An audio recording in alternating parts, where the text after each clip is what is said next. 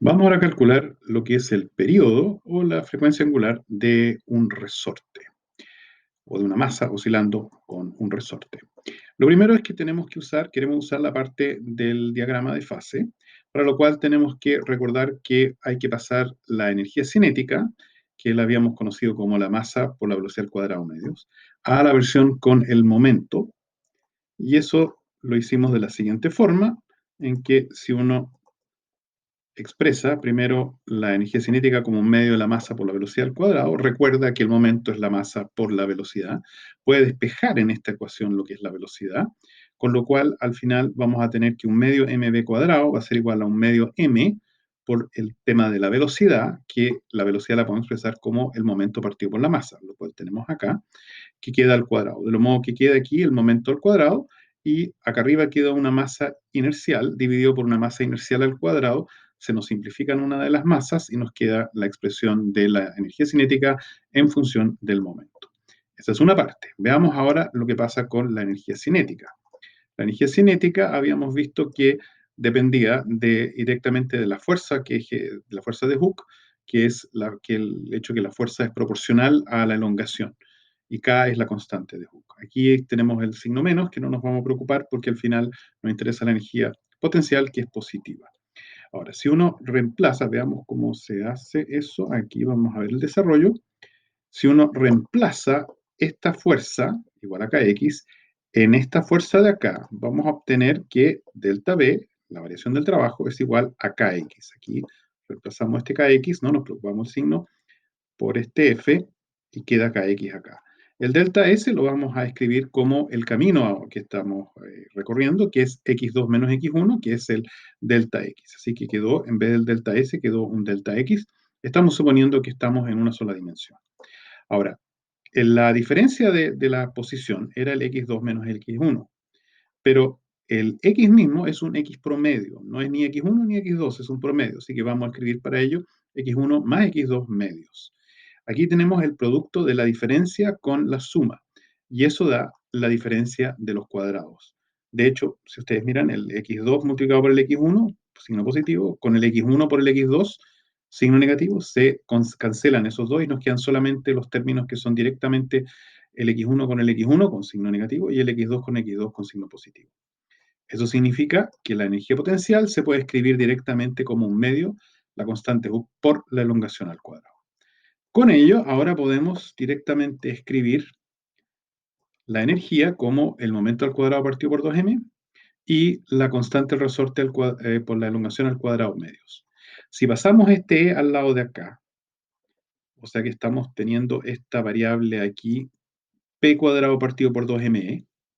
Si definimos este i, ahora un i que es p partido por la raíz de 2me, así que el cuadrado de i va a ser p cuadrado partido por 2me, que sería justamente este primer término. Estamos reescribiendo esta ecuación como 1 igual a i al cuadrado, porque al pasar e dividiendo va a quedar un 1 acá. Así que 1 por i, o sea, igual a i al cuadrado. Y acá me queda q cuadrado partido por 2e. Por otro lado, si pasamos el k hacia abajo, podemos escribir este término de esta siguiente forma. Tenemos q partido por la raíz de 2e partido por k. O sea que el cuadrado de eso va a ser igual a este término aquí partido por el e. Así que este término de acá, ya que esto lo definimos como x, queda como x al cuadrado. Así que esta expresión de acá la podemos escribir también como 1 igual a i cuadrado más x cuadrado. O despejando el i, queda como más menos, porque tenemos dos raíces ahí, raíz de 1 menos x cuadrado, que es el comportamiento de la elipse que ya habíamos visto.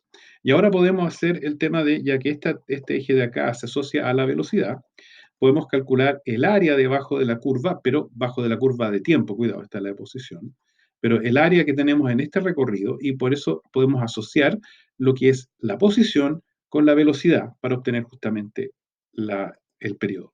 Así que ahora estamos haciendo lo siguiente, recordamos, el área bajo la curva de velocidad en el tiempo me va a dar el camino recorrido. Aquí voy a recorrer la mitad del camino, el ida, no el vuelta.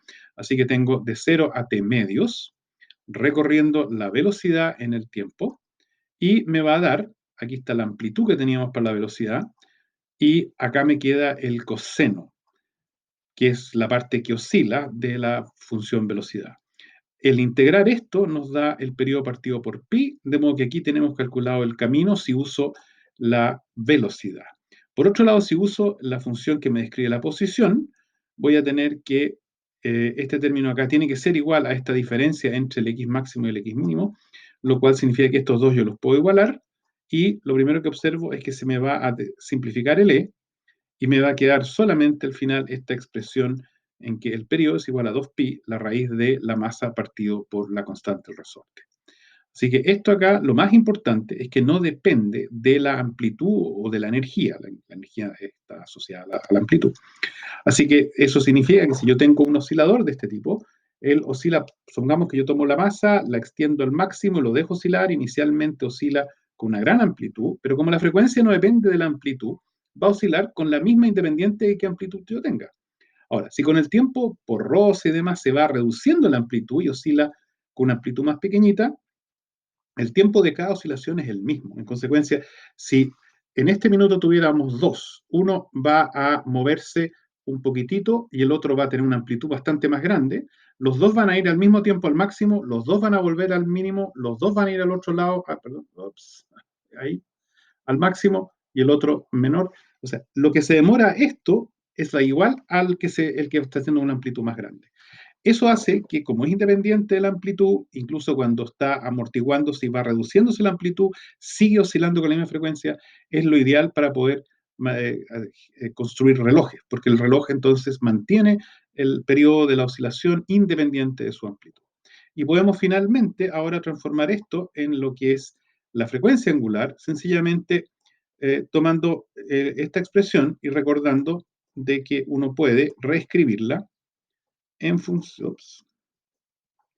en función de que la frecuencia angular es 2pi partido por el periodo, y si tomo acá el periodo de esta expresión de acá, va a quedar invertido y se me va a simplificar el 2pi y va a quedar de esta forma. De modo que si ahora lo tomo al cuadrado, me queda frecuencia angular al cuadrado igual a k partido por m. Esta es, en consecuencia, la frecuencia para calcular cuando tengo un oscilador. Siempre, si ahora vuelvo para arriba, cada vez si yo tengo la expresión de la ecuación de esta forma escrita, yo la parte de acá arriba voy a asociarla a lo que esté en esta parte de acá de la ecuación, y lo que está acá abajo, denominador, va a estar asociado a lo que tenemos en esta parte de acá de la ecuación. O sea que yo voy a tomar la parte cinética, voy a mirar qué es lo que tengo en esta ubicación, independiente, por ejemplo, para el péndulo va a ser una expresión distinta, y voy a tener el valor que tengo a este lado de acá, y siempre voy a poder calcular la frecuencia angular.